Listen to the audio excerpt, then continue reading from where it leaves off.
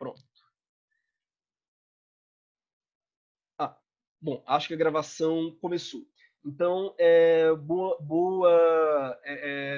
bom dia a todos, todas, todes. Essa é a terceira aula do curso de Filosofia do Direito da Faculdade Nacional do Direito, né? No modelo PLE. É uma aula, como vocês verão, sobre filosofia medieval. Como todas as demais aulas do nosso curso, é uma filosofia atravessada pela questão da pandemia e pela questão das epidemias, né? Até porque acho que é absolutamente impossível conduzir a grade curricular normal da nossa disciplina fingindo que não estamos em um contexto de precariedade, enfim, um contexto de necropolítica e de genocídio generalizado, né? Então, será também uma aula para tentar pensar, assim como a nossa aula anterior, né? A maneira como a filosofia medieval se viu profundamente impactada por uma pandemia específica, no caso, a peste negra, que matou, enfim, um terço, né, dos habitantes do continente europeu no século XIV. Então, a gente vai pensar um pouco, né, vai tentar acompanhar um pouco, entender um pouco como a filosofia medieval responde à peste negra e pode dar também alguns elementos para a gente entender como pensar, como refletir dentro do contexto, dentro da conjuntura na qual a gente está inserido hoje, né? Eu dei a aula de hoje o título de Dança Macabra, a Peste Negra, a Desacralização da Natureza e a Invenção do Nominalismo Medieval. No caso, Dança Macabra, como vocês podem imaginar, o Danse Macabre, né? É um gênero é um estilo, digamos assim, de gravuras, pinturas, esculturas muito característico da Idade Média durante a Peste Negra e que basicamente representa a morte dançando com pessoas, né? Ou ainda representa mortos dançando com pessoas. A imagem de fundo, embora não seja uma imagem medieval, é uma dança macabra. Você tem a morte segurando um violão, salvo engano, qualquer outro instrumento musical, não toco música, então não sei a diferença, algum instrumento de corda do lado de uma moça, né? E os dois estão, vamos dizer assim, ladeados por animais sem cabeça, né? Por, enfim, sei lá, um cavalo e uma vaca sem cabeça. Esse tipo de produção artística vem do medievo e vem de um período específico, que é o século XIV, o período da peste negra. Isso torna muito comum. É ainda muito comum vocês encontrarem essas alegorias de dança macabra em vários museus, várias gravuras em livros, e por aí vai. Gerou um certo impacto dentro da cultura europeia, e achei que seria um título interessante, mais tarde vocês verão por quê, para uma aula sobre a maneira como a filosofia medieval pensou a peste negra e como ela foi impactada, digamos assim, pela peste negra. Bom, eu queria começar, na verdade, a aula com uma carta de tarô. Eu não sei se vocês sabem, os que são os meus orientandos, né, de TCC, ou de monitoria, ou de iniciação científica, sabem, mas eu tenho um certo apreço por tarô, numerologia, horóscopo, eu sou louco dos signos, né? Como todo bom pisciano, diga-se de passagem. Quando eu comecei a redigir o projeto para essa aula, né, o esqueleto dessa aula, eu me lembrei dessa carta do baralho de tarô, que é o 4 de espadas. O 4 de espadas, ele representa, se vocês observarem a imagem, é um homem, quer dizer, não é um homem, é um sarcófago, quer dizer, uma espécie de tumba, na forma de um cavaleiro, deitado, né, com as mãos postas. Em geral, ele representa um momento de reflexão, de introspecção e de estagnação, né? Enfim, se alguém estiver tirando a sorte para você e cair o 4 de espadas, é mais ou menos isso que significa. Por que essa carta me chamou a atenção? Porque essa imagem, a imagem desse tipo de sarcófago, digamos assim, ela é também muito característica da Idade Média e da época das Cruzadas. Na Idade Média, muitos cavaleiros tinham medo de morrer em combate fora do seu país, sei lá, eu morro em Jerusalém combatendo os infiéis e a minha família não vai ter acesso ao meu corpo, então eu não serei devidamente velado. Então, antes de ir para a guerra, antes de ir para a cruzada, muitos cavaleiros encomendavam um sarcófago feito à sua imagem e semelhança, digamos assim, né, uma espécie de escultura replicando a figura do cavaleiro, para que, caso ele morresse fora e não pudesse ser sepultado em seu país, ele já tivesse em sua terra natal o seu túmulo, digamos assim, o seu túmulo com uma imagem que o representava, né? Isso me parece muito interessante porque mostra como, na Idade Média, a morte ela vai se tornando, e isso atravessa a filosofia medieval, um tema muito constante. Quase que... aliás, esqueci de complementar. Caso o cavaleiro conseguisse sobreviver à cruzada e retornasse, era hábito também que ele visitasse o próprio túmulo, entrasse dentro do sarcófago e passasse algumas horas meditando. Isso diz muito, inclusive, sobre o significado da carta, vamos dizer assim, o significado alegórico da carta, né? O cavaleiro ele entrava no túmulo e meditava um pouco sobre a vida que ele ganhou, né? Por que isso é interessante? A morte, sendo quase que uma constante na Idade Média, em virtude de cruzadas, pandemias, quer dizer, imaginem quais são as dificuldades de um mundo que não tem, enfim, benzetacil, né? Não tem antibiótico, não tem remédio para dor. Então, a morte era uma constante na vida dessas pessoas, né? A morte era uma presença quase que cotidiana. Então, a lembrança da morte era um exercício muito comum para que eu aprendesse a valorizar a minha própria vida e para que eu, de alguma forma, aprendesse a fazer escolhas mais criteriosas, né? Aprendesse a julgar. Vocês verão que todas as nossas aulas, né, no curso, elas são atravessadas por essa questão: como julgar, como decidir, com quais valores decidir, né? Para os medievais, a perspectiva da própria mortalidade é essencial para que eu me torne um ser humano melhor e para que eu me torne um ser humano capaz de fazer escolhas mais conscientes e mais prudentes, né? Se eu levo em consideração o tempo todo o fato de que eu posso morrer a qualquer momento, então isso implica que eu aproveitaria melhor da minha própria existência e dos momentos que eu tenho, né? A Natália Araújo diz que parece um banjo, esse instrumento que a morte carrega, né? É bem possível mesmo. Eu realmente não sei absolutamente nada sobre instrumento musical. De tarô eu entendo, mas de instrumento musical eu não entendo, não. Bom, dito isso... um momentinho só.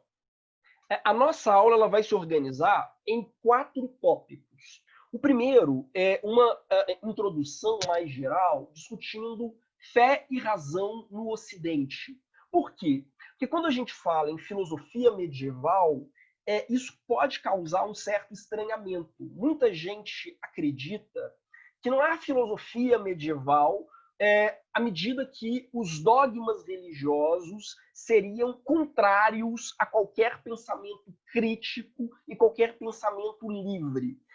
Por isso, inclusive, que muitos manuais de filosofia, por exemplo, um manual que eu gosto muito, inclusive, do Will Durant, muitos manuais de filosofia saltam a Idade Média.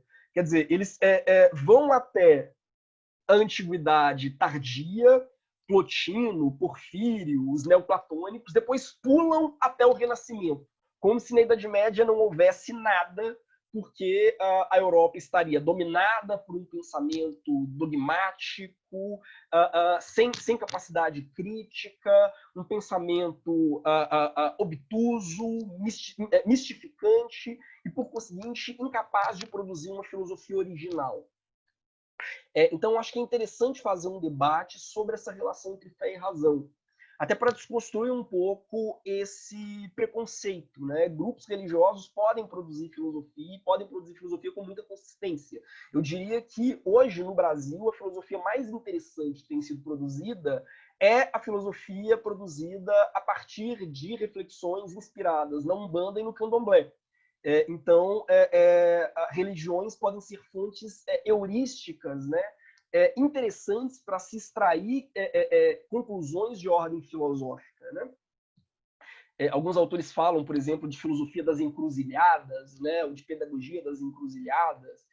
Enfim, então, religiões não são necessariamente antifilosóficas, né, nesse sentido. Um segundo ponto para falar do justnaturalismo clássico e da ideia de ordem natural, isso é central para a gente compreender um pouco sobre a filosofia medieval e tem impactos muito grandes sobre a filosofia mesmo hoje. Um terceiro ponto, para falar da ideia de justiça, né, da justiça no pensamento escolástico. E, por fim, a gente encerra falando da peste negra e da cisão entre razão e fé. Eu vou tentar argumentar aqui que talvez o principal efeito da peste negra sobre a filosofia medieval foi exatamente a secularização. A peste negra ela implica uma ruptura entre razão e fé, ou entre o domínio da igreja e o domínio temporal, né, o domínio mundano, que não existia antes. É uma ruptura muito radical e que vai ter muito impacto para o pensamento moderno e muito impacto sobre o direito moderno, como vocês verão. Bom, mas vamos, como Jack Estripador, por partes.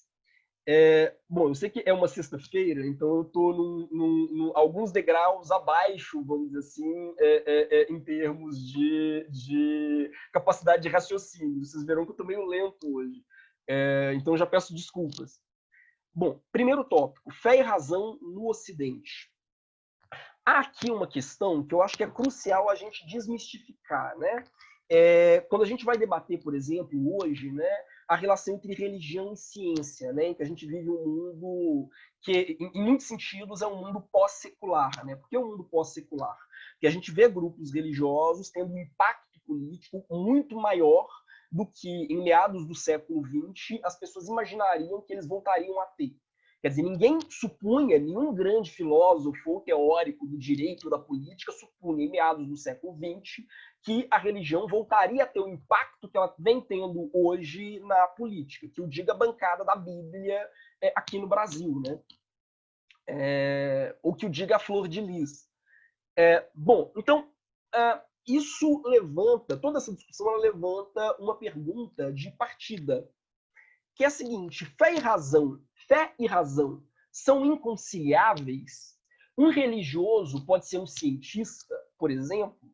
Um cientista pode ser religioso?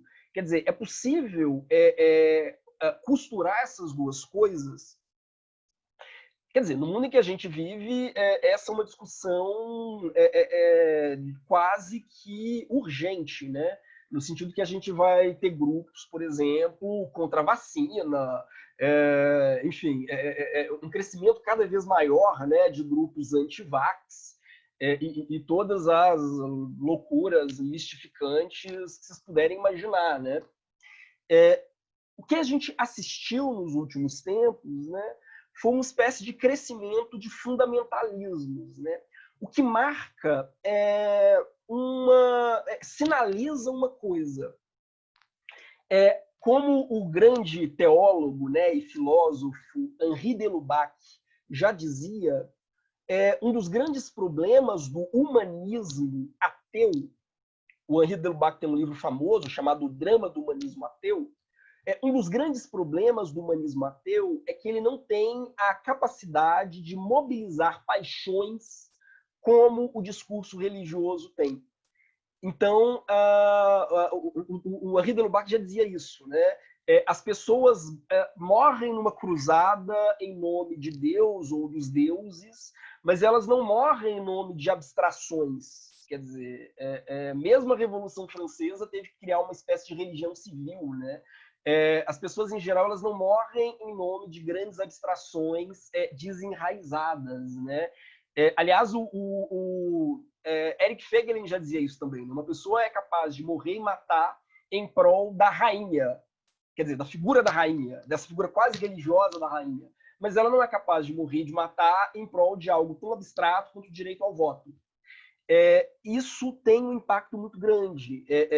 Qual o impacto é esse? Porque a gente tem assistido uma espécie de revanche de Deus. Há um livro também clássico, né, do Gilles Kepel, chamado exatamente Revanche de Deus, sobre esse resgate dos fundamentalismos religiosos no fim do século XX e no início do século XXI. Se os projetos laicos, né, de organização, de mobilização política, não foram capazes de despertar as mesmas paixões que os antigos projetos religiosos, pelo menos não foram capazes ainda, né, de despertar essas mesmas paixões, a população acaba retornando de alguma forma ao discurso religioso, mas um discurso religioso talvez não corresponda necessariamente àquilo que ele era antes da modernidade. Quer dizer, um discurso religioso meio, como é que eu vou dizer, meio caricaturizado, né? A começar por uma razão. Boa parte desses novos fundamentalismos religiosos, né, que surgem como um contraponto ao humanismo ateu, eles abraçam uma espécie de fideísmo racionalista. Como é que a gente define, né, esse fideísmo racionalista? Como a recusa em submeter os próprios valores ao crivo da razão. Ora, a gente pode pensar, não, mas isso é antigo, isso já existia na Idade Média, na Idade das Trevas. Mas se a gente analisa com cuidado, mesmo os grupos mais religiosos, né, mesmo os grupos mais fervorosamente religiosos, no cenário medieval, submetiam os próprios valores religiosos ao crivo da razão e do debate racional. Se a gente pega as três grandes religiões do livro, né, que, enfim, de alguma forma entravam em certos conflitos umas com as outras, né, na Europa da Idade Média, ou seja, o cristianismo, o judaísmo e o islamismo, são três religiões que abraçam a filosofia e abraçam a necessidade de refletir de uma maneira crítica, de uma maneira teórica, sobre os seus próprios valores, sobre os seus próprios fundamentos, que hoje, enfim, grupos religiosos fundamentalistas, de forma geral, não vou citar nomes, né, que hoje esses grupos não fazem. Então, na verdade, não é propriamente uma volta às origens, né? Não é uma volta às origens. O fundamentalismo é uma experiência tipicamente moderna e que depende de uma certa leitura muito equivocada à luz da filosofia medieval, né? De uma certa leitura segundo a qual não seria possível pensar racionalmente a religião, né? Ou não seria possível colocar religião em debate racional e colocar os valores religiosos em debate racional também. Curiosamente, assim, não vou me aprofundar muito nessa discussão, até porque não é propriamente o escopo da aula, embora eu quero que vocês tenham isso em mente, assim, até para que, enfim, abram o seu coração para que a gente leia os filósofos medievais com um pouco menos de preconceito. Mas um autor que vem discutindo muito essa questão curiosamente, Jürgen Habermas. Quer dizer, Habermas tem discutido muito sobre como é possível, dentro de um espaço público autenticamente democrático, trocar argumentações racionais entre grupos de diferentes religiões e entre grupos seculares e religiosos, né?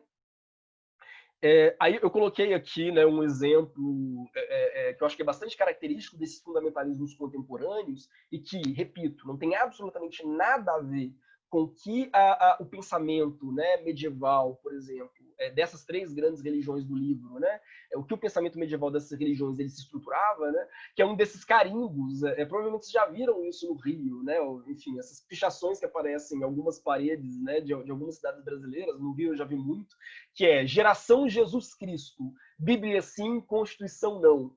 Quer dizer, Bíblia sim, Constituição não. O 2070, Jesus voltará, não somos maçons. Curiosamente, quer dizer, o que eu acho mais estarrecedor é que a gente tem parlamentares que juraram, independente de representar ou não um grupo religioso, de ter o seu eleitorado alicerçado ou não em um grupo religioso, mas que juraram defender a Constituição brasileira, mas que também concordam com isso, né? Bíblia sim, Constituição não. Bom, vamos lá. Eu vou dar um exemplo de um livro medieval que era um livro muito popular na Idade Média. Hoje é um livro muito pouco lido, mas ele era um livro de cabeceira para muitos filósofos, teólogos, religiosos, laicos na Idade Média. Era um livro extremamente importante e talvez seja na história do Ocidente um dos livros que mais causaram impacto, né? Livro mesmo, como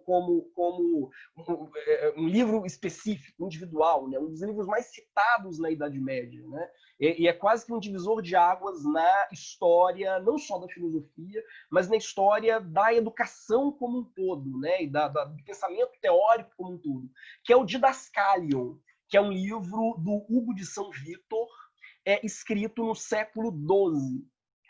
O Didascalion é um livro sobre... o subtítulo, digamos assim, que a gente dá ao livro é A Arte de Ler. E é um livro sobre pedagogia, digamos assim. É um livro sobre como aprender e sobre como ensinar. E o Didascalion, enfim, como eu disse, foi um livro extremamente popular, e ele mostra esse esforço muito presente nos grupos religiosos na Idade Média para harmonizar crença e saber. O Hugo de São Vítor, né, ele tem uma passagem que eu acho muito interessante. Ele diz o seguinte: não saber é uma incapacidade, mas detestar o conhecimento é certamente uma perversão da vontade. Com isso, eles enterram o talento de Deus sob a terra. Olha que metáfora forte. Ele está dizendo que as pessoas que não têm curiosidade teórica, as pessoas que não têm interesse em conhecer, as pessoas que não buscam o conhecimento por meio da razão, por meio do intelecto, estão enterrando o talento de Deus sob a terra. Então, para o Hugo de São Vítor, como para muitos outros pensadores, né, medievais, seja no mundo árabe, seja no mundo cristão, aliás, mais no mundo árabe até do que no mundo cristão, o mundo árabe talvez seja, né, não, talvez não, o mundo árabe é seguramente na Idade Média, né? Eu digo mundo árabe, na verdade, eu estou me referindo à civilização islâmica, né? Árabe é etnia, mas a civilização islâmica ela comporta várias etnias, né? Turcos, árabes, persas. Mas a civilização islâmica na Idade Média talvez tenha sido a civilização mais brilhante do período, né? Mais sofisticada em todos os sentidos, né?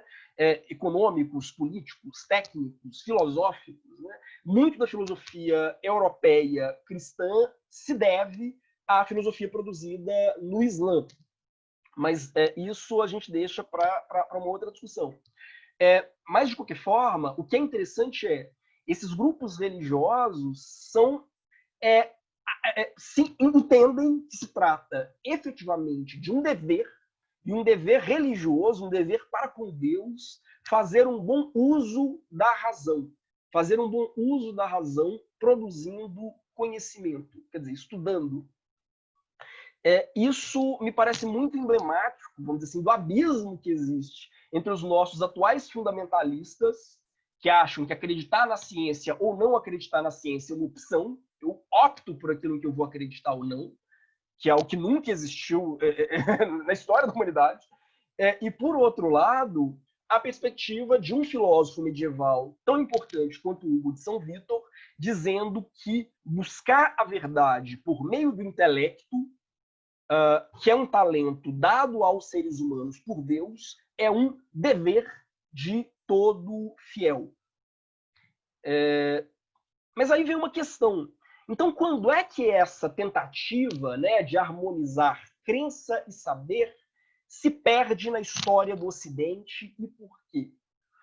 E aí curiosamente, eu acho que a peste negra tem muito a dizer. Quer dizer, talvez tenha sido exatamente a peste negra o grande fator que leva a uma certa, vamos dizer assim, uma certa perda de fé na razão. E isso, vou chegar a isso já já. Eu vou recapitular alguns temas das aulas anteriores para vocês se situarem, né? Nas aulas anteriores eu disse que a filosofia é fundamentalmente uma discussão racional sobre os nossos critérios de valoração. Ou seja, toda a produção filosófica, toda reflexão filosófica é uma reflexão sobre os nossos juízos de valor e sobre os critérios que nós temos para formular juízos de valor. Por que eu acho isso bonito? Por que eu acho isso feio? Quer dizer, por que eu acho isso aqui bonito? Ou por que, sei lá, vocês acham feio ou brega? Por que eu acho essa aula estúpida? Por que eu acho essa aula inteligente? Quais são os critérios que eu tenho para criar juízos de valor? E como eu consigo colocar esses meus critérios em discussão? Colocar esses critérios sob análise. Isso é fazer filosofia.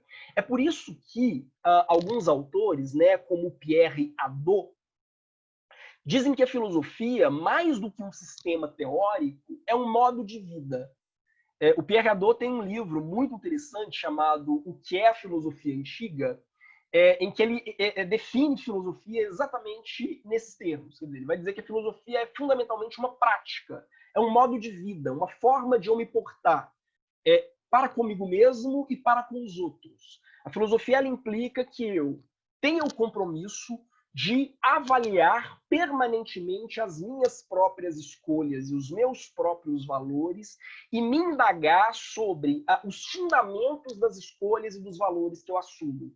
E também das escolhas e dos valores que os demais assumem, né? É por isso que eu disse que para o filósofo, gosto se discute sim. Da mesma forma, o que seria a filosofia do direito, então? A filosofia do direito é a discussão sobre um valor específico. Que valor é esse? A justiça. Eu disse ainda que existem, ao longo da história do Ocidente, né, 3 discussões clássicas sobre o valor justiça. 3 discussões clássicas, ou 3 correntes clássicas dentro da filosofia do direito. A primeira é o justnaturalismo clássico. O que o justnaturalismo clássico vai dizer?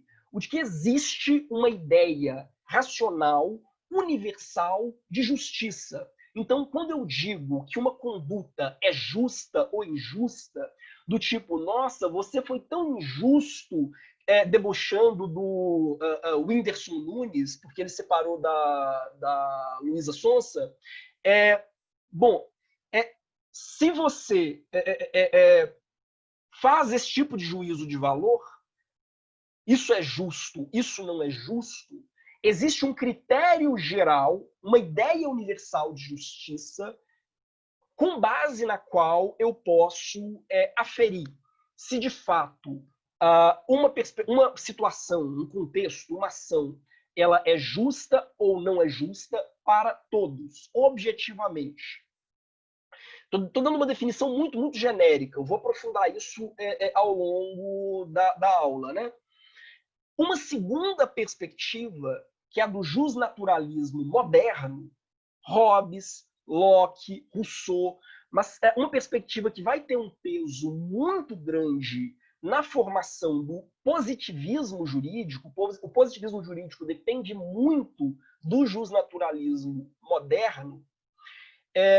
Uma segunda perspectiva, essa segunda perspectiva vai dizer o seguinte: não, na verdade, não existem valores absolutos. Todo valor é puramente subjetivo. A sua concepção de justo ou de injusto, ou a sua concepção de bem ou de mal, é só sua. É impossível que ela seja compartilhada com outras pessoas. Ela é puramente privada. Então, a discussão não deveria ser a de tentar racionalmente deduzir um conceito universal de justiça que todos pudessem reconhecer como válido. A discussão da filosofia do direito deveria ser: ora, já que todos nós temos concepções de justiça e de bem puramente privadas, pessoais, particulares, como construir um modelo de sociedade que seja capaz de conciliar essas diferentes concepções privadas, individuais, particulares de justiça, de um modo que nós não nos matemos. É basicamente por isso que Hobbes vai falar, né, de que o homem é o lobo do próprio homem, vai tentar formular uma teoria contratualista, exatamente porque ele parte do pressuposto de que não existe uma concepção de justiça ou de bem comum, não existe um valor racional que os indivíduos compartilhem uns com os outros. Talvez a minha concepção do que seja o bem seja arrancar a cabeça de criancinhas e jogar no fogo. Então, para impedir que esse tipo de cenário aconteça, é que eu preciso criar leis que não estejam comprometidas com uma concepção de justiça ou com outra concepção de justiça, mas que sejam capazes de construir uma sociedade nos quais as mais plurais e diversas concepções de justiça se equacionem, né? Sem que as pessoas se matem. E, por fim, a terceira grande escola vai dizer que sim, existem concepções de justiça que elas são compartilhadas, mas elas não são racionais. Pelo menos não de uma racionalidade abstrata, que pode ser deduzida logicamente como uma espécie de fórmula matemática por qualquer ser humano. São concepções de justiça criadas historicamente por cada cultura. Cada cultura tem uma concepção de justiça própria. Isso tem uma implicação. Qual implicação é essa? A de que eu devo me submeter à tradição na qual eu nasci. É claro que essa posição, que hoje ela das três, talvez ela seja a mais generalizada, ela tem também os seus problemas, os seus desafios, né? Será que se eu nasço, por exemplo, num território que aceita a mutilação de clitóris, ou num território que acha normal espancar travestis e transexuais, né? No caso, estou falando do Brasil, será que eu devo me render a uma concepção de justiça construída pela tradição, ou eu devo tentar reconstruir esses valores a partir de um horizonte mais universal? Essa, enfim, é uma discussão que ainda está na ordem do dia, digamos assim. Não é uma discussão que ela foi superada dentro da filosofia. Aliás, eu diria que nenhuma discussão na filosofia foi superada, né? A gente está falando de autores de 1.500 anos atrás, mas autores que, em muitos sentidos, continuam vivos, né? Eles ainda continuam nos colocando problemas que a gente ainda precisa enfrentar. O Leonardo Fernandes fez um comentário. Ele disse: tem um livro muito bom de uma professora de ciência política do IFIX, Beatriz Bício, chamado O Mundo Falava Árabe. Assisti aulas baseadas nesse livro com ela, recomendo muito. Sim, tem livros muito interessantes sobre isso. Tem um outro livro do Richard Rubinstein, chamado Herdeiros de Aristóteles, que discute muito o papel do Islã como, enfim, a grande cultura filosófica da Idade Média, né? Bom, então, dentro dessas três correntes que eu falei aqui, guardem, sobretudo, o justnaturalismo clássico, que é ele que vai ser importante na aula de hoje. Nas próximas aulas a gente vai debater as outras correntes, mas a aula de hoje em específico vai ser uma aula discutindo algumas categorias do justnaturalismo clássico, né? O que seria o justnaturalismo clássico, em linhas gerais? Eu coloquei uma fórmula aqui embaixo, né? É a crença de que a justiça é uma ideia universal, racional e necessária, válida para todos, independente de tempo e lugar. Repito, justiça como ideia universal, racional e necessária, válida para todos, independente de tempo e lugar. Bom, calma aí. Eu coloquei uma charge aqui, mas como eu não sei como é que a gente está de tempo, eu não vou comentá-la, não.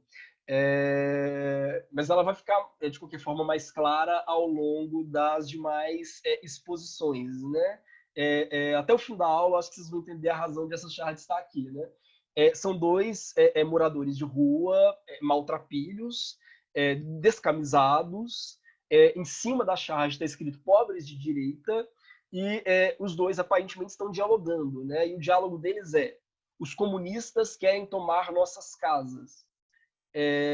Bom, não vou explicar isso agora não, mas mais tarde vocês vão entender mais ou menos por que a charge está aqui. Bom, vou passar para o segundo tópico: o justnaturalismo clássico e a ideia de ordem natural. Eu vou tentar explicar um pouco mais sobre o justnaturalismo. Eu me lembro de ter dito na aula anterior como o justnaturalismo ele eventualmente volta ao longo da história, né? Por exemplo, ao fim da Segunda Guerra Mundial. Nas décadas de 40 e 50, a gente tem vários autores que vão se assumir justnaturalistas. E eles vão se assumir justnaturalistas ao argumento de que é impossível criar um sistema jurídico, né, que nos preserve de...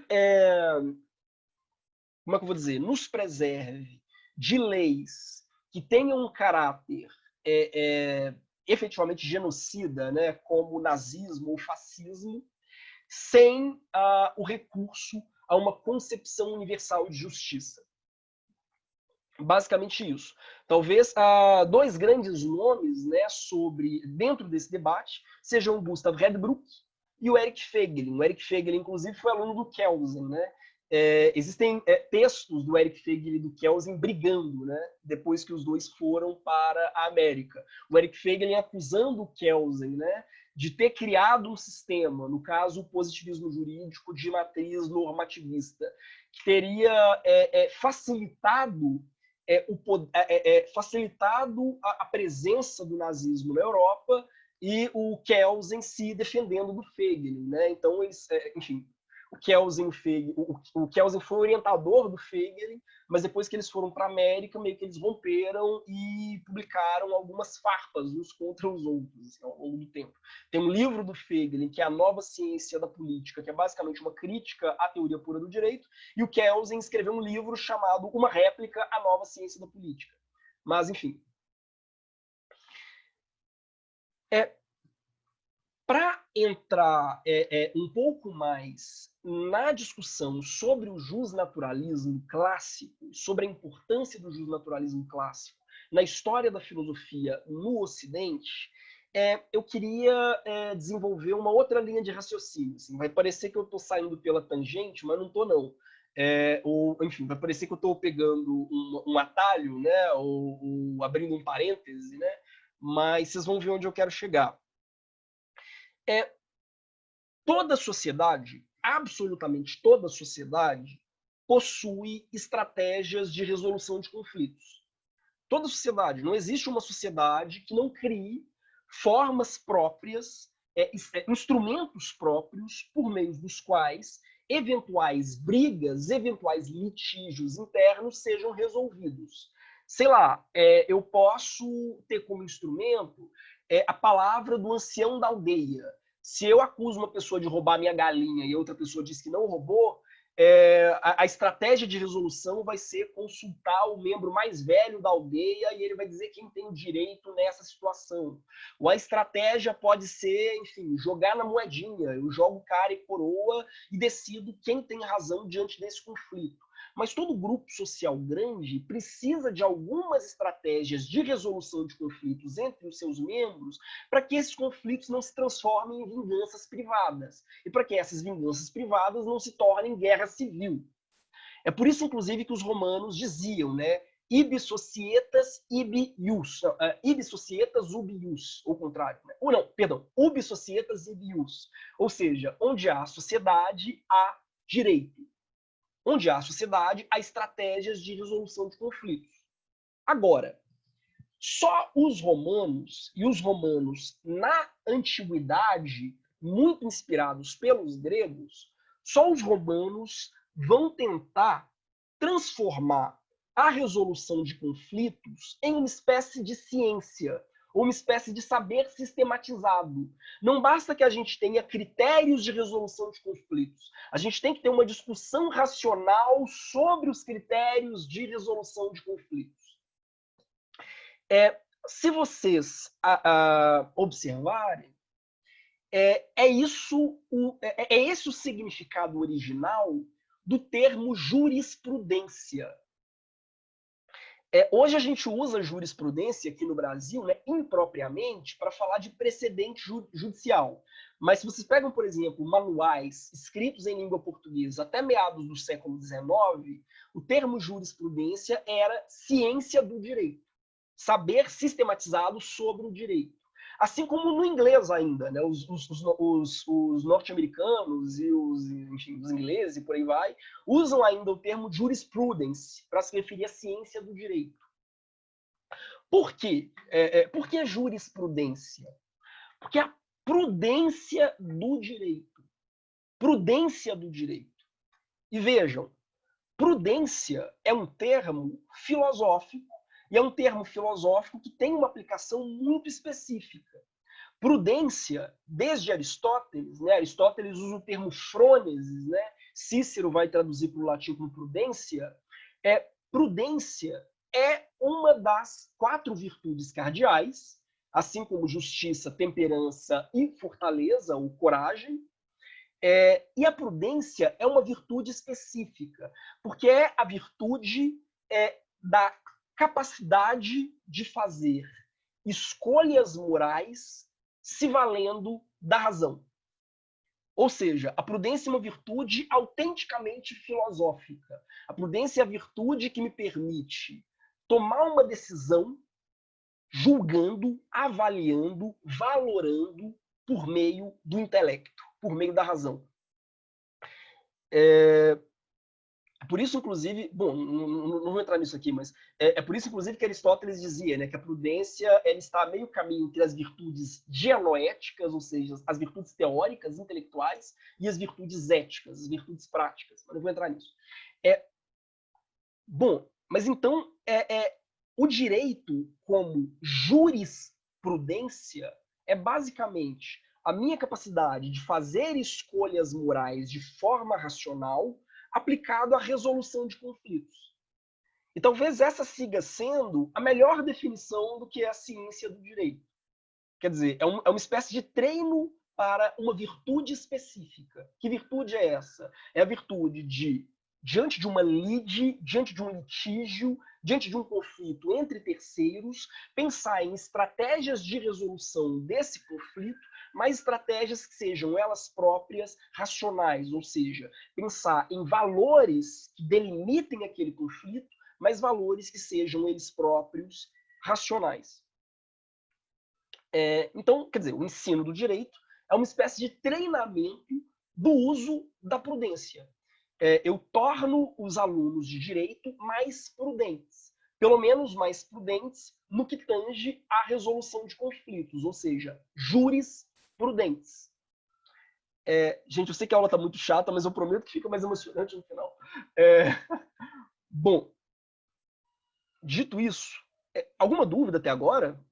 Críticas, sugestões, perguntas? Não. Não? Tranquilo? Ninguém quer se matar? Sim. Por enquanto, não. Maravilha. Eu coloquei aqui do lado, não sei se vocês estão vendo, uma pintura do Piero del Polaiolo, que é um pintor renascentista, que é uma alegoria da prudência. Isso também é muito comum, né? Vários pintores medievais e também renascentistas pintavam as virtudes, eles faziam alegorias das virtudes. E aqui, se vocês verem, é uma mulher com uma cara de... gente, vocês vão perdoar, é sexta-feira, né? Uma mulher com uma cara de cu, segurando um espelho de um lado. Por que um espelho? Porque com o espelho ela consegue ver a própria retaguarda. Porque isso define uma pessoa prudente. Uma pessoa prudente ela é capaz de ver a própria retaguarda. Né? E na outra mão ela segura uma serpente que, em virtude da tradição bíblico-cristã, né, ou da tradição judaico-cristã, é símbolo da prudência. Sede mansos como as pombas e prudentes como as serpentes, etc, etc. Né? Então, essa vocês vão ver várias outras pinturas representando a prudência sempre da mesma forma. Uma mulher com essa cara de paisagem, segurando de um lado um espelho que reflete as suas costas, que ela está sempre antenada com o que está se passando, e na outra mão segurando uma serpente. Então, repito, ensino de direito é, antes de mais nada, um treinamento para uma virtude específica. Isso implica dizer que a ciência do direito, ela nasce em Roma, né, profundamente filosófica. Porque se a filosofia é a preocupação em construir critérios para avaliar as minhas escolhas de valor, a ciência do direito é justamente um treinamento para tornar os juristas capazes de avaliar as próprias escolhas de valor ao julgar um conflito. Quer dizer, ao julgar um conflito de um terceiro. Né? Bom, dito isso, essa é a base, né, do jusnaturalismo e também da jurisprudência, como eu disse. Mas agora, essa virtude, a virtude da prudência, ela só era ensinável, ou seja, só fazia sentido criar escolas de direito para treinar os estudantes para que eles sejam mais prudentes, ou seja, para que eles sejam capazes de realizar escolhas de valor de forma racional. Esse tipo de ensino só era possível porque eu partia do pressuposto de que os valores a partir dos quais os futuros juristas ou os futuros jurisprudentes iriam julgar são valores objetivos. Então, existe uma verdade absoluta, existe uma beleza absoluta, existe um bem absoluto, existe uma justiça absoluta. Quer dizer, existem coisas que elas são belas em si, elas são boas em si, elas são justas em si. É por isso que a virtude da prudência ela é ensinável. Se a prudência ela girasse em torno de valores puramente subjetivos, não fazia sentido treinar uma pessoa para que ela fosse mais prudente. Faz sentido treinar uma pessoa para que ela seja jurisprudente, ou seja, para que ela decida conflitos de terceiros com base na razão, se eu parto do pressuposto de que a razão vai me permitir chegar a valores que são objetivos. Valores que, por conseguinte, as partes em conflito, as partes em litígio, seriam capazes racionalmente de concordar. Bom, essa ideia, a crença de que existem valores objetivos, a gente chama na história da filosofia de realismo. O realismo ele parte do pressuposto de que o intelecto humano ele não cria valores. O intelecto humano descobre valores por meio da razão. Então, nenhum valor é de fato subjetivo. Os valores são objetivos e todo ser humano, fazendo uso da razão, pode chegar aos mesmos valores. É por isso que se parte do pressuposto de que o jurisprudente pode resolver os conflitos entre duas outras pessoas, de forma racional. E pode dar para essas duas pessoas em conflito uma resposta que seja satisfatória, uma resposta que seja satisfativa. Bom, isso está implicado também, isso traz também um outro pressuposto, né? O de que as leis da cidade, as leis que regem a nossa vida social, elas precisam se adequar às leis da razão natural, quer dizer, da razão natural presente em todos os seres humanos.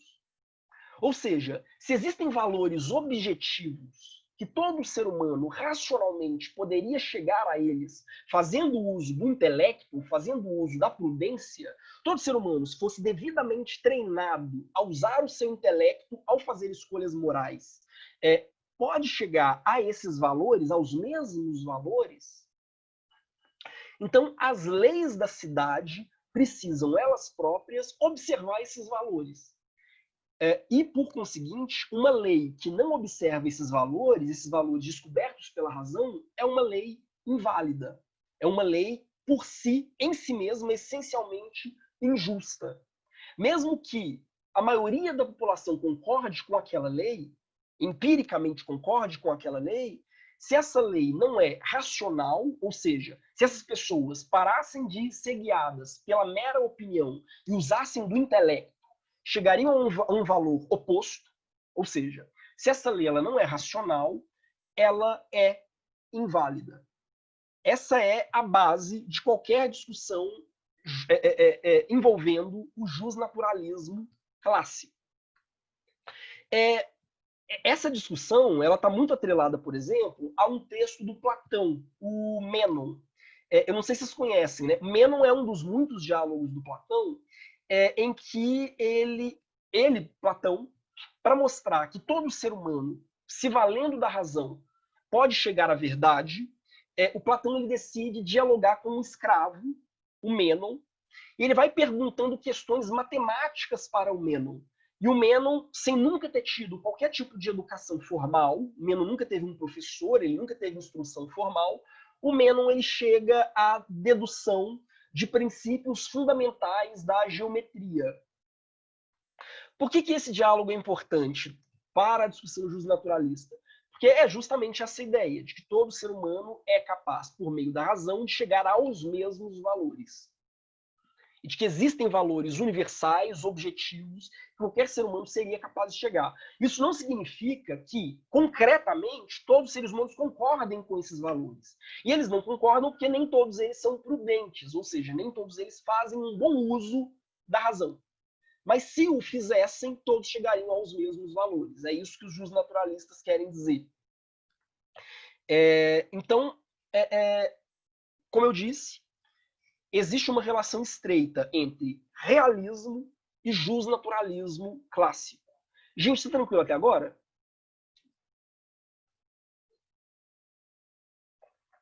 Sim. Alguém? Sim? Tranquilo. Sim. Bom, talvez já ouviram falar da sequência de Fibonacci, também conhecida como proporção áurea ou lei de Deus? Ela é muito característica desse tipo de pensamento. É a ideia de que existe uma beleza em si, que essa beleza ela pode ser traduzida em números matemáticos.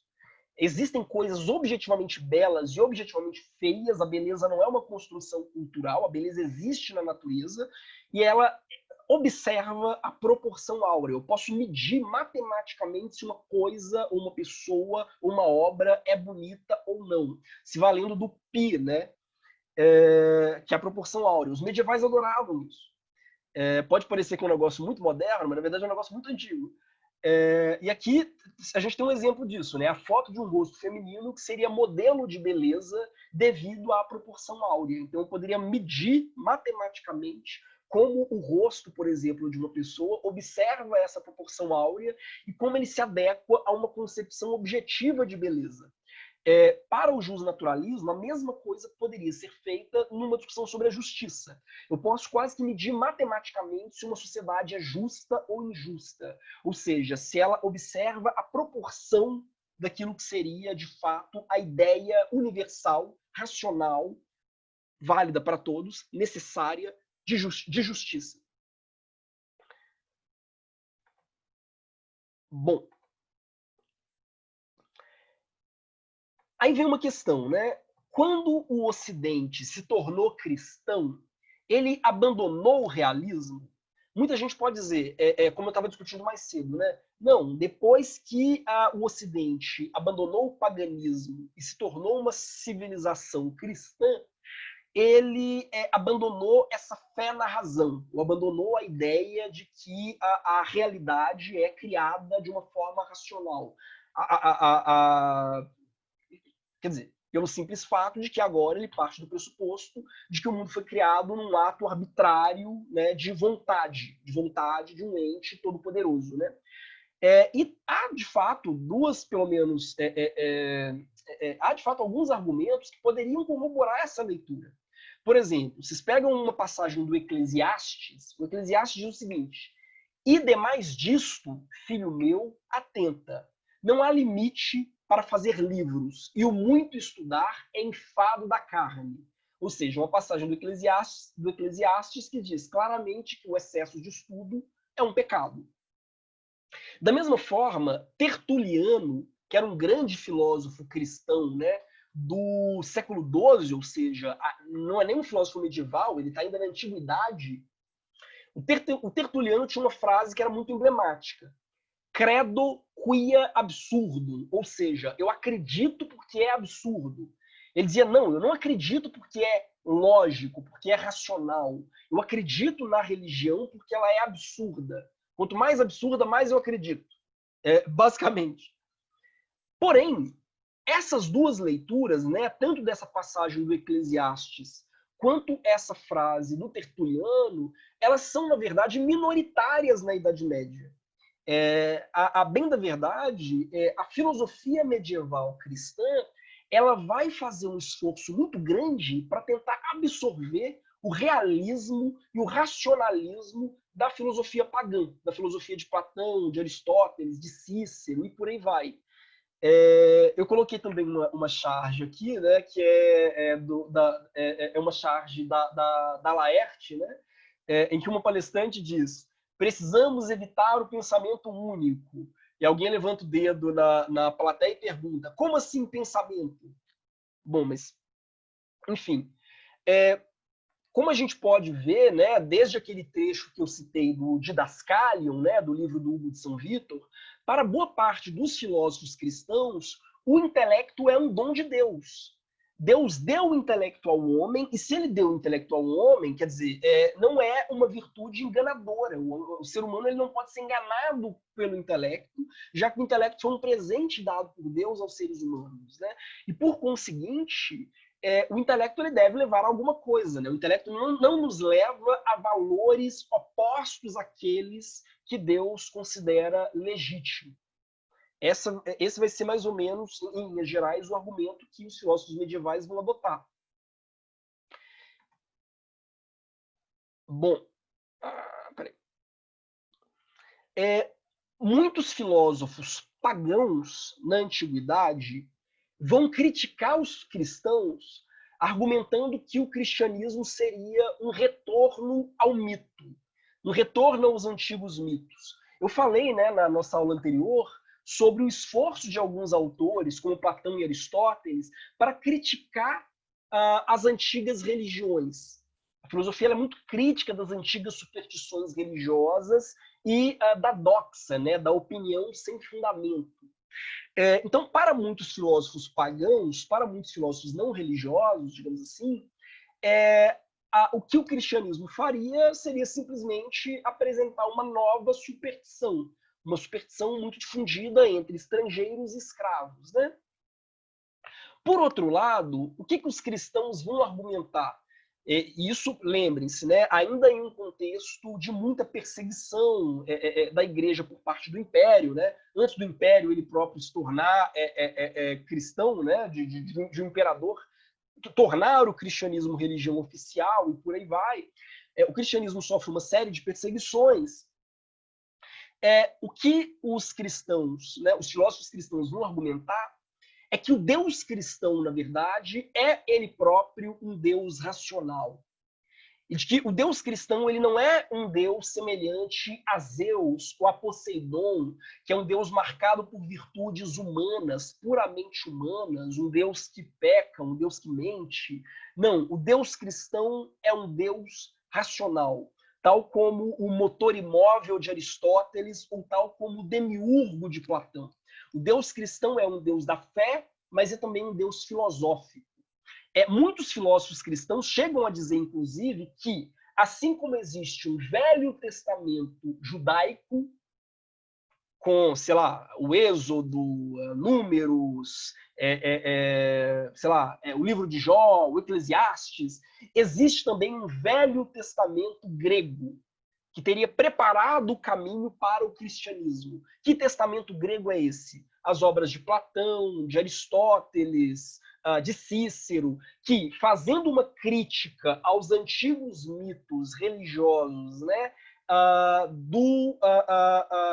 das religiões antigas, olímpicas, Zeus, Hércules e por aí vai, fazendo uma crítica a esses antigos mitos, teria preparado o caminho para uma forma de religiosidade mais racional.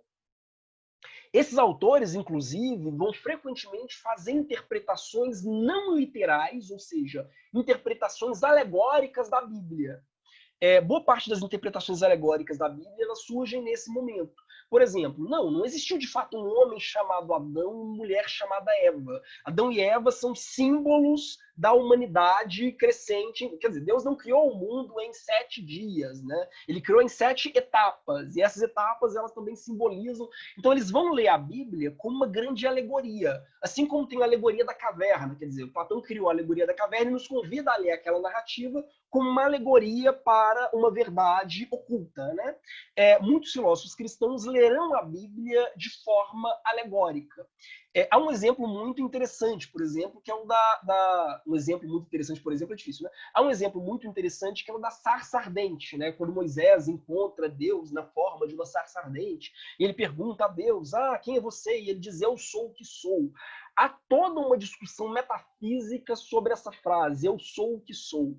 E como o eu sou o que sou significaria que Deus, na verdade, é o existir em sentido pleno. E nós somos também seres existentes, mas existentes só em sentido derivado. Então você tem toda uma metafísica criada ao argumento de que essa passagem, na verdade, não ocorreu historicamente, pelo menos não da maneira como ela está. Ela é uma grande alegoria, com caráter educativo. Por que eu estou dizendo isso? Então, muitos desses autores vão ver o cristianismo como uma religião capaz de costurar fé e razão. Mais do que isso, são autores que verão o cristianismo como a possibilidade de uma vida radicalmente guiada pela razão. Afinal, se Deus é racional, para obedecer a Deus, eu preciso me conformar à razão divina, né? Isso leva, talvez, a uma excessiva fé na razão, inclusive. Se vocês lerem os autores do Renascimento, século XVI, XVII, a grande crítica que eles fazem à filosofia medieval não é que essa filosofia medieval ela seja irracional. Pelo contrário, é que é uma filosofia excessivamente racionalizada. Você pega um autor medieval, como, por exemplo, Pico della Mirandola, ele vai dizer, não, o que falta na filosofia escolástica não é a razão. Eles são obcecados por lógica, por fazer silogismos lógicos, eles têm uma fé absurda na razão. Falta paixão nessa filosofia, falta experiência concreta, falta conhecimento de vida, uma filosofia puramente racionalizada. Essa era a crítica que os humanistas medievais faziam aos filósofos cristãos. Vejam só. A gente pega Santo Agostinho, por exemplo. Santo Agostinho ele desenvolve um conceito que é o de ordo amores. O que significa ordo amores? Ordem do amor. Para Santo Agostinho, Deus criou o mundo num ato livre, mas um ato livre ordenado, racional, de amor. Então, existe uma ordem no amor. O mundo criado por Deus não é um mundo caótico. Deus conferiu ao mundo que ele criou racionalidade, ele conferiu a esse mundo ordem. É por isso, inclusive, que ele diz, ama e faz o que queres. Mas por que Agostinho pode dizer ama e faz o que queres? Porque para ele, o bom cristão é aquele que, se valendo da razão, compreende a ordem que Deus colocou no mundo. E compreendendo essa ordem que Deus colocou no mundo, o meu amor pelas coisas vai ser um amor ordenado. Nossa, que coisa abstrata, né? Mas, por exemplo, para Santo Agostinho existe uma hierarquia. Minerais, coisas, né? Coisas sem vida, valem menos do que vegetais. Vegetais valem menos do que animais. Animais valem menos do que seres humanos. Seres humanos valem menos do que anjos. Anjos valem menos do que Deus. Uma pessoa racional vai amar, claro, todas as criaturas criadas por Deus, mas vai amá-las na ordem que Deus as criou. Ou seja, eu não vou amar uma pedra, ou não vou amar essa negocinho aqui, mais do que eu amo uma pessoa, mais do que eu amo os meus irmãos. Eu não vou amar uma pessoa mais do que eu amo a Deus. para Agostinho, o que é o pecado? A definição que Agostinho dá de pecado é sensacional. Ele diz que pecado é amor desordenado, ou seja, amor irracional. Por exemplo, uma pessoa peca quando ela ama uma coisa mais do que uma pessoa, o que implica dizer que ela está violando a ordem racional que Deus colocou na realidade que ele próprio criou. Tranquilo até aqui? Sim, sim. Eu não consigo ver as suas carinhas, então eu não sei se estão bocejando, querendo me matar, mas enfim. Continuemos, né? Eu coloquei também uma outra charge, só para ilustrar essa questão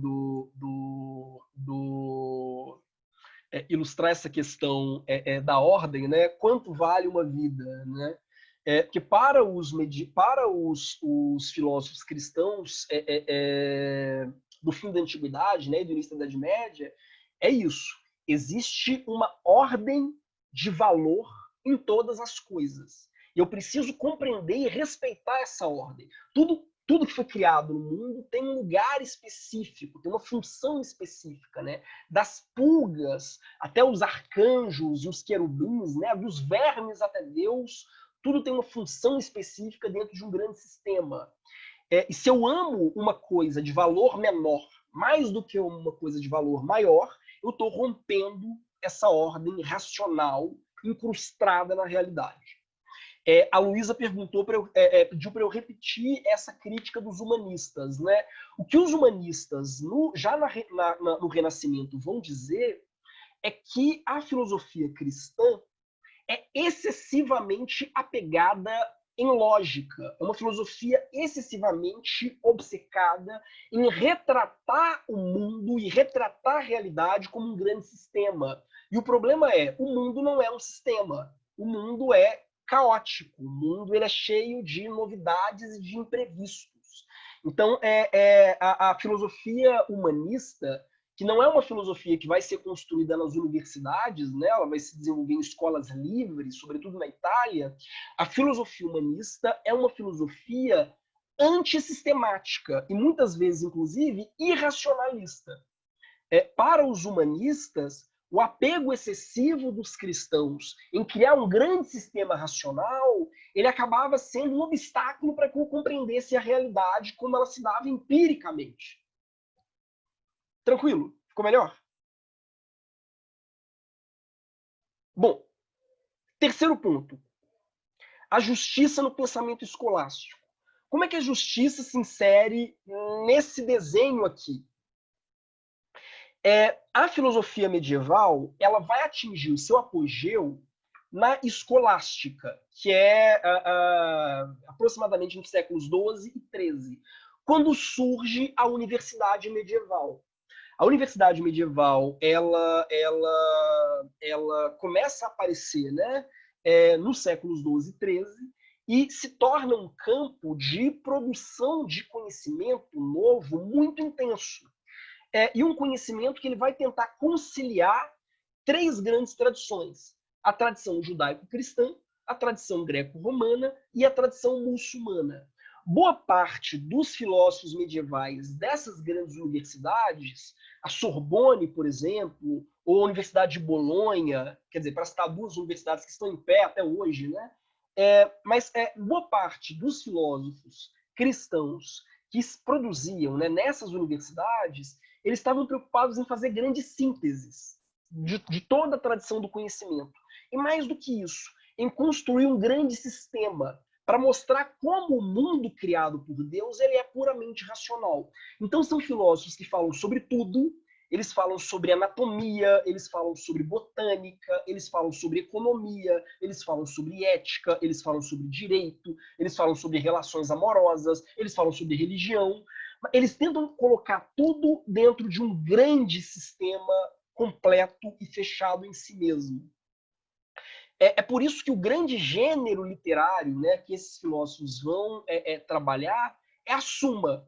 O que é a Suma? A Suma é um compilado de todo o conhecimento produzido, como se fosse uma grande enciclopédia. Mas é um compilado que tenta mostrar como esse conhecimento se organiza como um todo ordenado, um todo sistematizado, para mostrar como o mundo criado por Deus é ele próprio ordenado, sistematizado, lógico.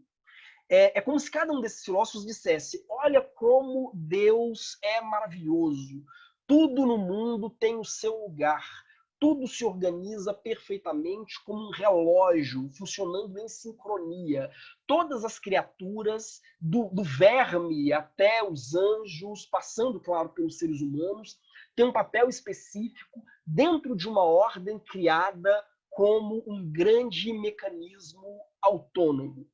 Então, você mostrar a racionalidade do mundo era uma forma de mostrar, inclusive, deslumbramento diante da beleza do trabalho divino, digamos assim, né? Talvez o ápice desse esforço, né, de retratar o mundo como uma grande obra racional seja a Suma Teológica de Santo Tomás de Aquino. Mas é uma dentre muitas súmulas produzidas, dentre muitas sumas produzidas nesse período, né? Bom, dentro dessa ideia, quer dizer, se eu parto do pressuposto de que existe uma ordem natural e de que todas as coisas têm um lugar natural nessa ordem, isso tem um impacto no direito. Por quê? Qual é a concepção de justiça que esses filósofos vão produzir? E que é a concepção de justiça mais emblemática do justnaturalismo clássico. É a de que a justiça é a vontade constante e perpétua, tem um erro aqui, a vontade constante e perpétua de dar a cada um o que é seu. É como se, na ordem criada por Deus, cada um tivesse um lugar específico.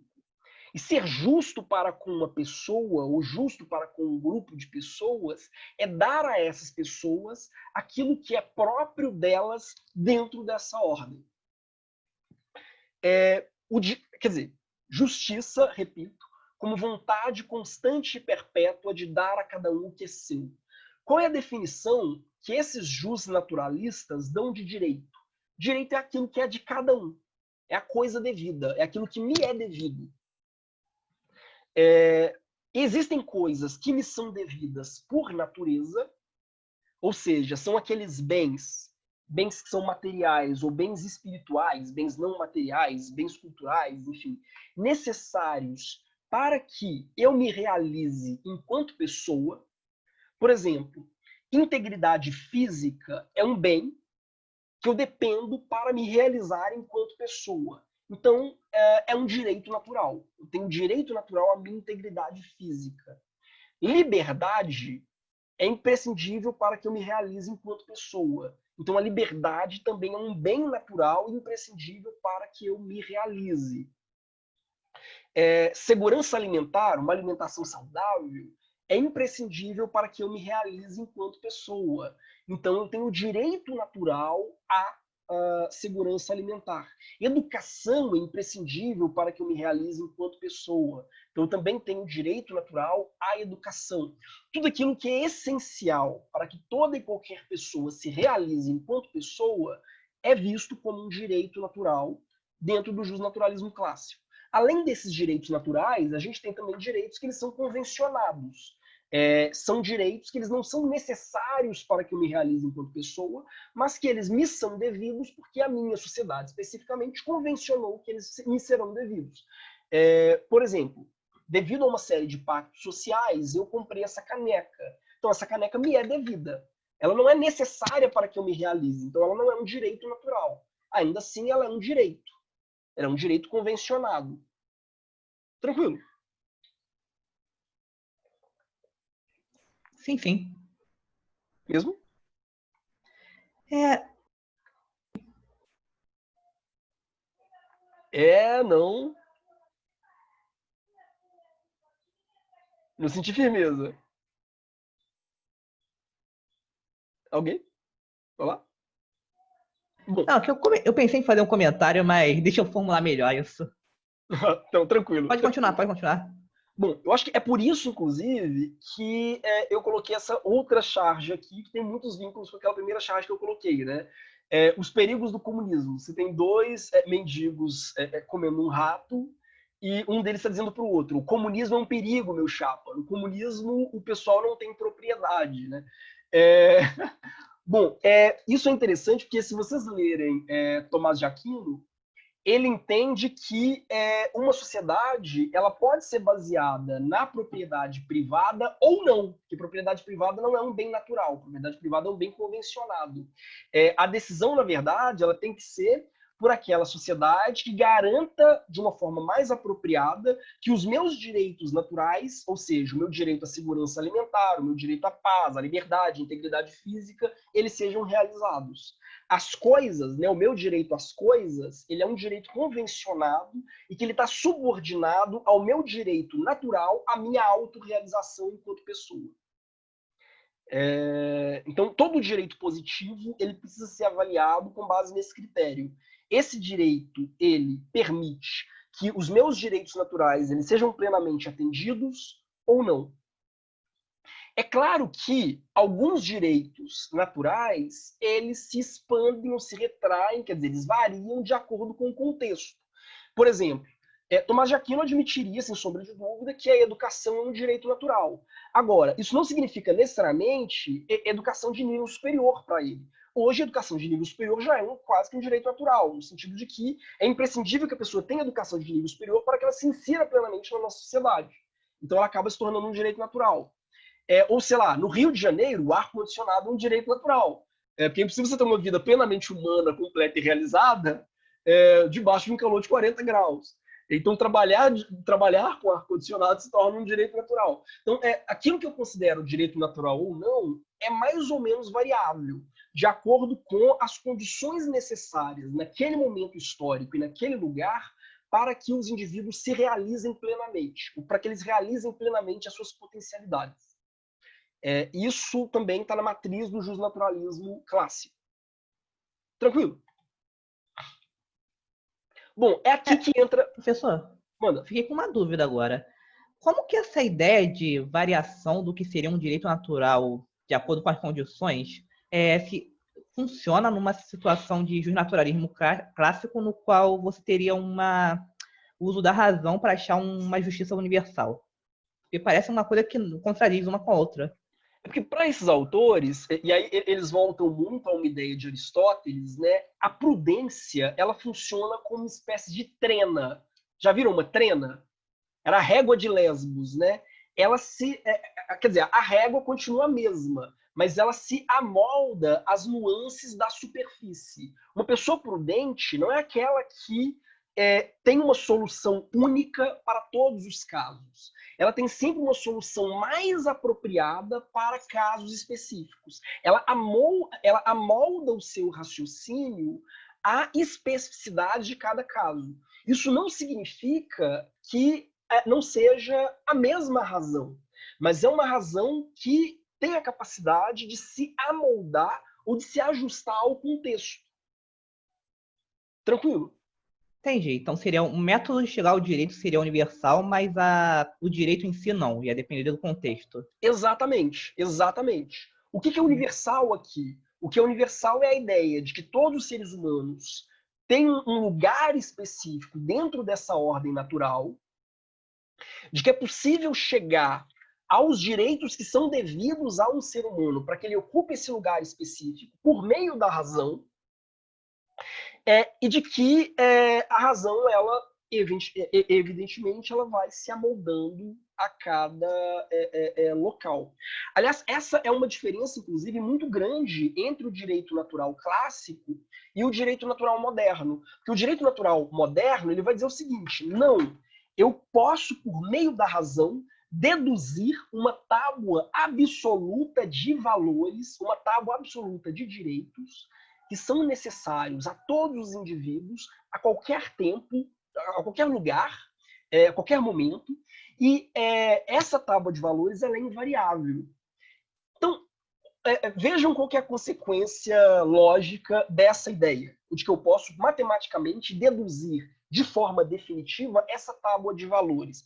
Ora, por que então eu não reúno os homens mais sábios do meu tempo, tranco esses homens num gabinete, obrigo esses homens a pensarem, criarem essa tábua fixa de direitos, E a partir do momento que eu tenho essa tábua de direitos, eu a codifico, eu a coloco num código, e esse código ele passa a ser válido para todos, para sempre.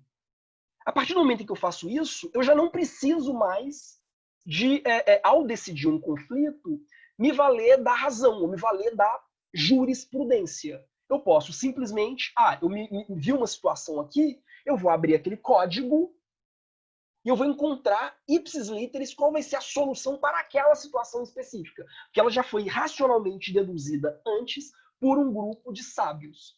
O processo de codificação que levou ao Código Napoleão foi baseado nisso. Ele foi baseado, na verdade, numa premissa de direito natural clássico. A premissa de que é possível, quer dizer, direito natural moderno, né? Não direito natural clássico. A ideia de que, ao invés de, a cada caso, os juízes fazerem um exercício de prudência, né, um exercício de ponderação para chegarem à solução, eu posso juntar as mentes mais brilhantes da minha época num gabinete. Essas mentes elas vão criar uma tábua definitiva de normas, né, uma tábua definitiva de direitos, e a partir disso, o próprio uso da equidade ele se torna obsoleto. O julgador ele vai ser simplesmente a boca da lei. Você percebe? Então, o direito natural moderno, que se diferencia do direito natural clássico, o direito natural moderno leva diretamente ao positivismo, ou leva diretamente à escola da exegese. Você percebe? Entendi. Para os medievais, não. Para os medievais, todo jurista sempre terá que fazer uso da prudência.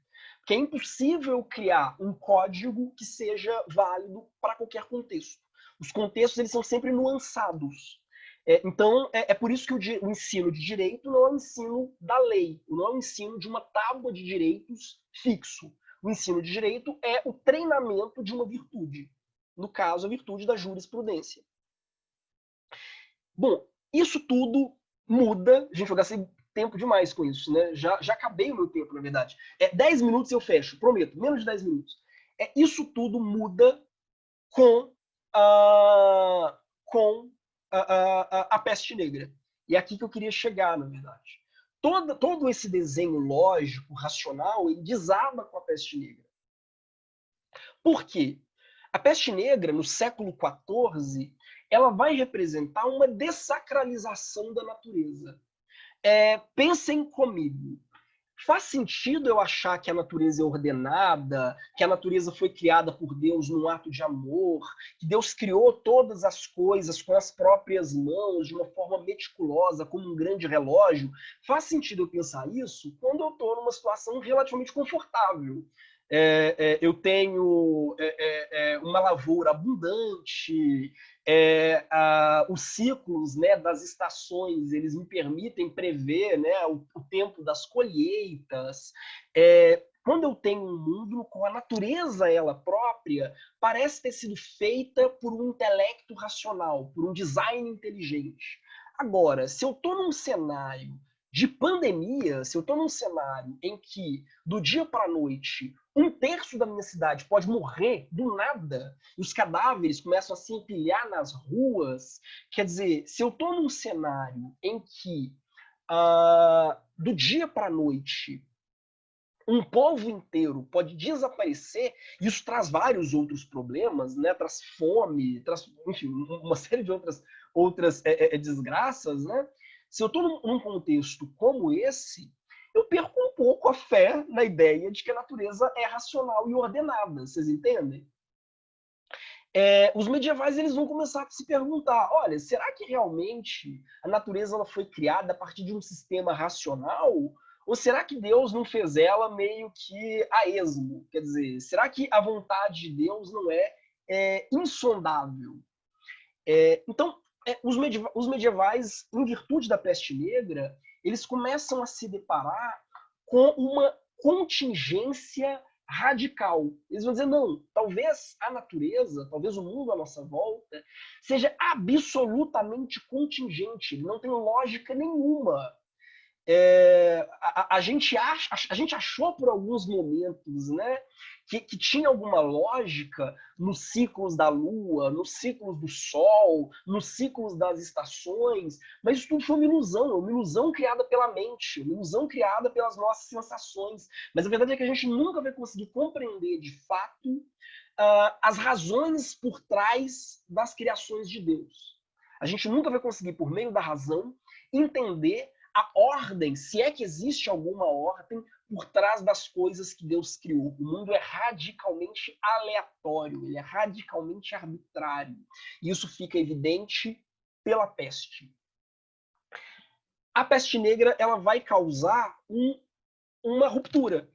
Você vai ter autores que vão, em virtude dessa percepção de que o mundo é radicalmente aleatório, abraçar o misticismo, ou o misticismo puro, cru, ou seja, se a razão não me permite dizer o que Deus quer ou o que Deus não quer, o que Deus pensa ou o que Deus deixa de pensar, Deus é o totalmente outro, ele é radicalmente estranho. Se a razão não me permite fazer isso, então só me resta a mística. Eu vou ter visões, vou falar em línguas, é isso que é a única escapatória, é a única salvação. Para um medieval como Tomás de Aquino, uma pessoa falando em língua seria ridículo. Depois da peste negra, as pessoas naturalizam isso. Elas dizem, não, o mundo é caótico. Só existe uma forma de me aproximar de Deus, que é a mística pura e simples. É o contato direto com Deus. Ele fala através de mim, quando eu falo em línguas, qualquer coisa do gênero. E, por outro lado, você tem o humanismo. O humanismo ele também parte de uma perda de fé na razão. O humanismo renascentista, por exemplo, você pega Maquiavel, por exemplo, Maquiavel vai dizer, olha, o mundo à nossa volta é totalmente aleatório. Não existe nenhuma providência divina por trás das coisas. O que a gente pode é tentar criar algumas condições que nos protejam contra essa aleatoriedade. Mas são sempre condições provisórias. Eu posso criar uma civilização técnica, sofisticada, que impeça que a minha aldeia seja comida por lobos, mas nada impede que ela seja destruída por um tsunami ou por um meteoro. Então, isso está sempre presente no debate humanista. Né? Por que isso é interessante? Porque talvez a nossa compreensão do que seja religião e a nossa compreensão do que seja ciência são profundamente marcadas pela peste negra e por essa compreensão da Idade Média tardia. A gente está muito mais próximo dos medievais do que dos gregos. A nossa concepção de ciência não é uma concepção grega ou greco-romana. A nossa concepção de ciência é profundamente medieval. A gente pensa a natureza, assim como a nossa concepção de religião é muito atrelada a essa Idade Média tardia, né? Não ao auge da Idade Média. Por quê? Porque a gente pensa a natureza como um espaço de aleatoriedade. Não existe razão na natureza. As leis da natureza não são de fato leis da natureza, são leis que a mente humana cria a partir de padrões, mas na verdade são padrões puramente aleatórios. São padrões que na verdade não são de fato padrões. Né?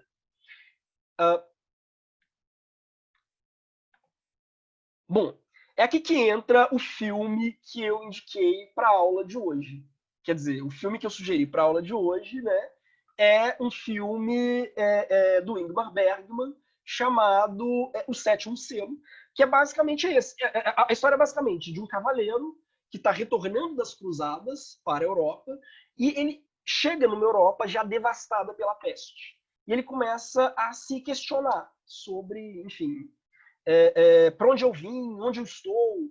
E desde o início do filme até o final, esse cavaleiro ele dialoga com a morte. E era para esse cavaleiro ter morrido, e ele decide, ele pergunta à morte, eu soube que você gosta de jogar xadrez. Então, e se eu ganhar de você no xadrez e você poupar a minha vida, né? Então, ao longo do filme, ele vai jogando xadrez com a morte. A imagem que eu usei aqui é uma das cenas mais icônicas do filme, e talvez uma das cenas mais icônicas da história do cinema, que é justamente o cavaleiro jogando xadrez com a morte. Né? Essa percepção de como o mundo é aleatório, e isso nos coloca diante de um problema, né? Porque se o mundo é aleatório, então isso gera, inclusive, uma questão de ordem existencial. Quer dizer, ora, então eu não tenho um lugar pré-estabelecido, um lugar dado por Deus na natureza. O humanismo depende muito disso.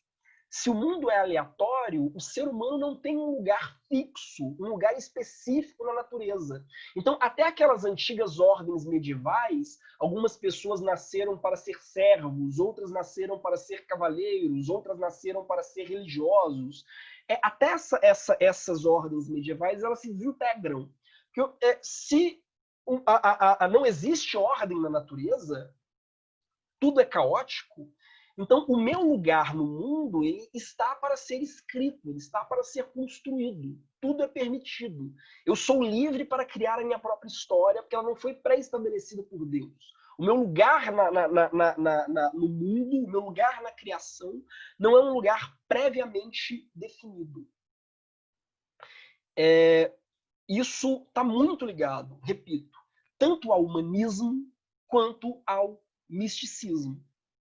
Os dois quase como faces de uma mesma moeda, né? Bom, só a título de curiosidade, tem um desenho que eu adoro, que é Billy e Mandy, é uma série animada que parte também de uma referência ao sétimo selo. São duas crianças, a morte aparece para levar o hamster, eu acho, das duas crianças, e elas dizem o seguinte, não, vamos fazer um jogo com você. Se você ganhar o jogo, você leva o nosso hamster, mas se você perder, você vai ser o nosso escravo. E a morte perde. Então é um desenho brilhante, assim, e todo girando em torno da questão do Ingmar Bergman. Bom, mas deixa pra lá. Há uma passagem do Pierre Cheny, que eu separei, que eu acho que diz muito sobre o impacto da peste negra na maneira como o pensamento moderno e a filosofia moderna começa a se organizar, né? O Pierre Cheny ele vai dizer o seguinte: a sucessão de catástrofes cada vez mais graves e próximas, até o cataclismo de 1438, 1439, o apogeu da peste negra, que faz desaparecer 35 a 40% dos homens da cristandade latina, a criação de novas estruturas contribuem para edificar um mundo imprevisível, realmente contingente. Qualquer sistemática que pretendia ligar o universo a uma estrutura necessária, portanto previsível, parece, depois da peste negra, desprovida de sentido. Então, os filósofos, depois da peste negra, não vão estar mais preocupados em criar grandes sumas, eles não vão estar mais preocupados em criar grandes sistemas teóricos que mostrem como a realidade é racional e ordenada e como a razão divina é generosa, né? Ao ponto de criar um mundo dentro de um design inteligente, um mundo puramente racional e lógico. Não é mais uma preocupação da filosofia depois da peste negra. Depois da peste negra, o que a gente tem é uma percepção cada vez maior do caráter precário, provisório, frágil da existência humana. A morte, né, ela já não é mais vista como uma conclusão. A morte não é o fim de uma peça, né, o último ato de um drama. A morte é uma interrupção abrupta. Eu posso morrer a qualquer momento, de uma forma totalmente indiferente às minhas posições sociais, às minhas virtudes, aos meus vícios. Eu morro de peste negra, independente de eu ser uma pessoa boa ou má. Assim como, sei lá, eu morro de coronavírus, independente de eu ser uma pessoa legal ou, enfim, bizarra. Então, isso põe em xeque a ordem medieval, como eu tinha dito. E cria um interesse muito grande da parte dos medievais pela deterioração do corpo. Ela se torna um tema, né, da filosofia, da literatura e das artes plásticas. Por isso as danças macabras. Aqui a gente tem um exemplo típico, né, de uma gravura aqui embaixo, exemplo típico de uma gravura medieval de dança macabra. Você vê pessoas de várias posições sociais, algumas têm coroas, outras estão vestidas como camponesas, de várias posições sociais, mas todas vão ter o mesmo destino, né? Todas estão dançando com os mortos, todas estão dançando com esqueletos. Isso é muito característico da Europa depois da peste negra. Então, isso gera uma outra questão, já estou concluindo, gera uma outra questão, a de que o poder de Deus não é limitado pela lógica. Até uma questão, né, que eles faziam, se Deus é onipotente, ele pode criar uma pedra tão pesada que nem mesmo ele seja capaz de levantar? Quer dizer, Deus não está subordinado à razão, ele não está subordinado à lógica. A criação de Deus não é uma criação lógica. Ai, meu Deus, o que eu fiz aqui? Pronto. A criação de Deus não é uma criação lógica. Ela é uma criação... Vocês ainda estão vendo os slides? Não. Os slides Saiu a sumiram? apresentação. Sim. Deixa eu pôr de novo. Confusão minha aqui. Pronto. A criação de Deus ela não é uma criação lógica. A liberdade divina ela escapa a qualquer sistema. Tomás de Aquino, as obras de Tomás de Aquino durante muito tempo vão ser proibidas, inclusive. Porque ao tentar construir um grande sistema do mundo, Tomás de Aquino negaria a liberdade de Deus de, sei lá, acordar de mau humor e lançar um meteoro e destruir a ordem toda. Então, a liberdade de Deus pressupõe a percepção de que tudo é radicalmente contingente, tudo é radicalmente aleatório. Bom, só para fechar, isso vai ter um impacto grande no direito. Por que um impacto grande? Quer dizer, a grande corrente que vai defender essa aleatoriedade de todas as coisas é o nominalismo. O nominalismo vai dizer que os nossos conceitos gerais de verdade, bem, beleza, etc., são apenas abstrações criadas pela imaginação humana. São nomes artificiais. E toda tentativa de postular leis gerais, elas são meramente ficcionais. Isso não significa que os nominalistas sejam... Enfim, tudo é permitido, tudo é radicalmente relativo. Para os nominalistas, a única forma de eu me aproximar do real é por meio da pesquisa empírica. Então, o nominalismo faz uma grande defesa da pesquisa empírica. E são, talvez, os grandes precursores da ciência empírica, tal como a gente conhece. E isso tem um impacto também no direito. Por quê? Porque, para os nominalistas, as ações elas devem se basear... Então, eu não posso me basear nas minhas condutas em valores universais, porque não existem valores universais. A razão não me dá valores universais. Eu tenho que me basear em normas fixas positivas. Ou nas leis divinas que Deus positivamente colocou na Bíblia, a razão não me diz o que Deus quer ou o que Deus deixa de querer. O que me diz o que Deus quer ou deixa de querer é a Bíblia. Eu tenho que seguir a Bíblia estritamente. Não com base na razão, com base no texto bíblico. Eu preciso da exegese do texto bíblico. E, no âmbito das minhas condutas humanas, eu preciso me voltar para as leis criadas pelo legislador. São as normas que o legislador criou que me dizem qual ação deve ser observada ou não. Não porque sejam mais racionais ou menos racionais, mais próximas de uma ideia universal de justiça ou mais distantes de uma ideia universal de justiça, mas simplesmente porque foram criadas pelo legislador.